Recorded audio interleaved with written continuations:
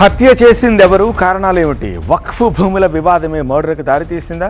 ఆ బ్రేకింగ్ ఇది. హైదరాబాద్లో న్యాయవాది హత్య కేసులో పోలీసుల దర్యాప్తు ముమ్మరంగా సాగుతుంది. నిన్న మాసప్ ట్యాంక్లో ఖాజా మొహిజుద్దీన్ను కారుతో ఢీకొట్టి చంపేశారు నిందితులను పట్టుకునేందుకు ప్రత్యేక బృందాలు ఏర్పాటు చేశారు పోలీసులు.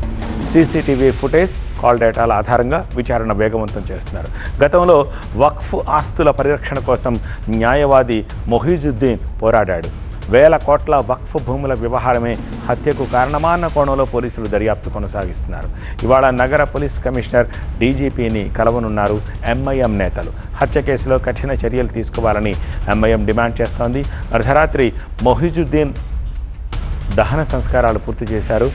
కుటుంబ సభ్యులు, స్నేహితులు, ప్రజాప్రతినిధుల సమక్షంలో ఈ కార్యక్రమం జరిగింది.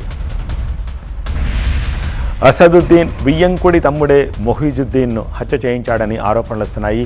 లాయర్ కుటుంబ సభ్యులు సైతం అసద్ బంధువుల పేర్లు వినిపిస్తున్నారు.